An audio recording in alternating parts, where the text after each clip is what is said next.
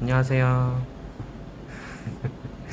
자, 지금 8월 전국 모의고사 1등 하신 분 인터뷰를 하려고 합니다. 저는 변리사 스쿨의 김영남 변리사라고 하고 상표와 디자인을 담당하고 있습니다.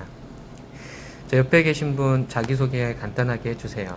저는 8월 모의고사에서 1등을 한 박수영이라고 합니다. 네, 우리 이제 내년 제60회 변리사 1차, 2차를 목표로 지금 동차 준비를 하고 있는 거죠? 네, 동차 합격을 목표로 그렇게 준비를 하고 계십니다.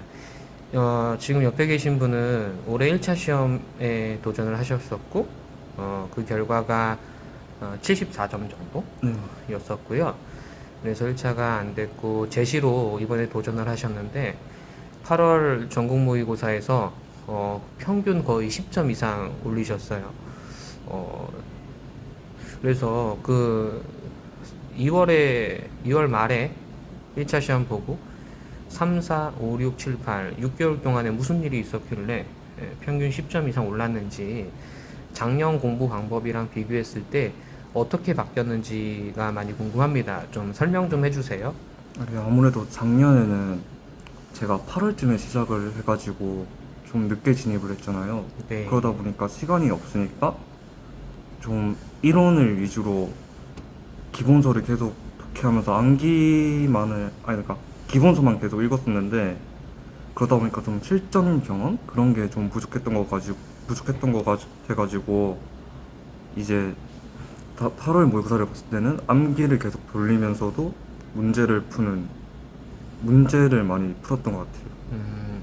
자, 작년과 비교했을 때 문제를 되게 많이 풀게 되었다라고 하셨는데, 그렇게 했던 이유가 작년에 문제풀이가 부족해서 좀 점수가 안 나왔던 것 같다라는 거죠? 네네. 네, 그래서 문제를 더 많이 풀게 되었다.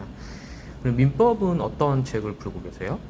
유호근 교수님의 포인트 민법책 위주로 네, 풀고 있습니다. 포인트 민법 책은 OX인가요? 오지선다인가요? 오지선다 OX 둘 다. 그러니까 포인트 민법에는 오지선다도 있고 OX도 있고 이렇게 네네. 되어 있군요. 그러면 OX를 풀 때 느끼는 것과 오지선다를 풀 때 느끼는 것에 어떤 차이점이 있을까요? 제 객관적으로 느끼는데 오지선다가 더 쉽다고 느껴지는 게, 오지선다는 아는 지문 4개가 있으면 모르는 지문이 하나가 있어도 그렇게 잘 그렇지. 소거해 갈 수 있었는데, OX는 진짜 그냥 지엽적인 지문 하나가 나와버리면은 그거를 내가 풀어서 맞출 수 있는 방도가 없으니까 저는 오히려 오지선다가 더 쉬웠다고 생각해요. 그러니까 쉬운 건 오지선다고 또 이제 하드 트레이닝이 되는 거는 OX. OX다. 네. 그러니까 두 개가 좀 적절히 섞여 있어서 더 좋았을 것 같습니다. 네. 네. 특허, 상표, 디자인 이런 산업재산권법도 객관식을 많이 푸셨나요? 그것도 객관식을 많이 네. 풀긴 한데, 이 상표나 산업디자인법 같은 경우에는 네. 그 과목의 난이도가 어렵다기보다는 지문에 되게 함정이라던가 그런 게 많이 있어가지고 그리고 또 조문으로 말장난을 치는 게 되게 많은 것 같아요. 그래서 네. 조문도 많이 보면서 문제도 많이 푸는. 교재는 어떤 거 위주로 보셨어요?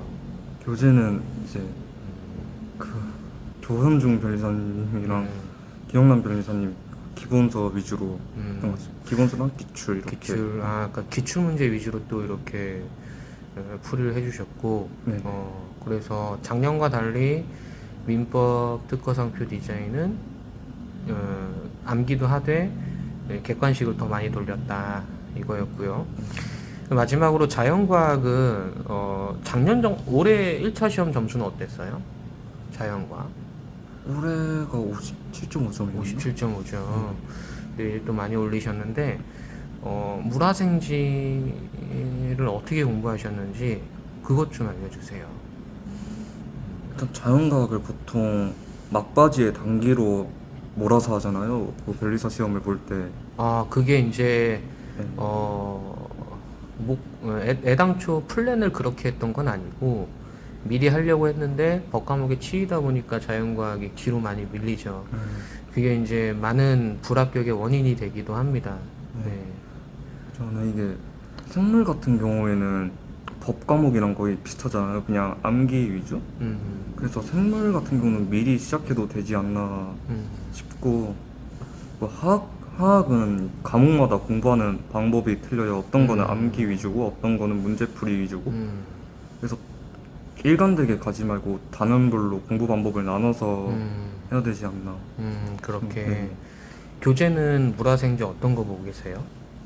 교재? 딱히 어떤 교재를 본다기보다는 음. 물화생지 같은 경우에는 인터넷에 나와 있는 자료들이 많으니까 그런 거 위주로 보고 있어요. 아, 인터넷 자료 위주로? 굉장히 특이한 방법이시네요. 교재도 네. 보기는 보고, 근데 아. 그 교재 하나에만 보기보다는. 인터넷 자료. 특히 화학 점수가 굉장히 높아요. 저 사실 변리사 시험에서 화학 10문제 중에 8개 맞히면 거의 뭐 만점 수준인 거거든요. 난이도를 고려했을 때. 근데 8개를 다 맞추셨어요. 뭐 화학 교재만 좀 공개를 해주실 수 있을까요? 화학 교재는 그 변리사 종합반 강사분 그분 거 봤는데, 김선민 교수님이. 네네. 아, 그분 김선민 거 위주로. 교수님. 기본서는 그분 거 아. 위주로 봤고. 음, 네. 그렇게. 지금, 물화생지에서, 화학만 공개를 해주셨어요. 나머지는 영업 비밀로. 기억이 안 나. 그렇게 한번 가고, 그래서 화학을 우리 변리사 시험 수험생 분들께서 굉장히 어려워하세요. 예, 난이도도 높고 또 그 60분이거든요. 자연과학 시험 볼 수 있는 시간이. 그래서 화학에 할당된 시간도 많지 않기 때문에 화포자가 너무 많아요. 화포자. 근데 우리 그 커트라인 보면 절대 네 과목 중에서 한 과목이라도 등한시할 수 없습니다. 네, 끝으로 이렇게 작년에는 암기 위주로 하셨고 올해는 문제풀이 위주로 하셔서 좋은 결과를 얻으셨는데 앞으로 목표는 어떠세요? 문제를 풀면서 느낀 게 아직도 암기가 부족하구나. 약간 지역적인 조문? 그러니까 되게 민법 같은 경우에는 한 줄짜리 조문들이 많잖아요. 아, 읽다 보면 이거 당연한 건데 하고 넘어갔는데 막상 문제를 풀게 되면은 좀 고민을 하게 되는 그런 조문들이 많으니까 너무 암기를 더 소홀히 하면 안 될 것 같고, 또 더 암기도 해야 될 것 같고, 그런 생각이 듭니다. 네. 그래서 앞으로는 이제 문제풀이랑 더해서 암기를 더 해주시겠다 이렇게 말씀을 해주셨고요. 네. 끝으로 제 의견도 하나 말씀을 드릴게요. 저희 변리사 시험 커트라인이 80점을 넘어간 지가 좀 됐습니다. 그래서 제가 뭐 강의할 때도 말씀을 드리지만 법 과목 민법은 92.5에서 95점, 산재도 92.5에서 95점, 자연과학은 70점, 요 수준을 목표로 하셔야 안정권에 들어가시게 됩니다. 그리고 법 과목은 문제풀이와 암기가 적절히 병행이 돼야 되고 암기만 해서도 안 되고요. 문제풀이만 해서도 안 돼요. 여러분들이 목표를 설정해야 되는 이유는 공부 방법도 관련이 있습니다. 여러분들의 법 과목 목표가 80점대다 라고 하면 굳이 고통스럽게 암기를 할 필요는 없어요. 80점대면은 적당히 암기하고 문제 많이 풀면 나옵니다. 근데 80점대 법과목 점수 받아서는 우리 변리사 1차 시험에 합격하기가 어려워요. 현실적으로. 물론 자연과학을 막 90점 받아주면 되겠지만 그 쉽지는 않거든요. 보통 자연과학을 제일 점수가 낮게 나옵니다. 어렵거든요. 여러분들 목표를 정확히 설정하시면 법과목은 92.5에서 95점이라는 거예요.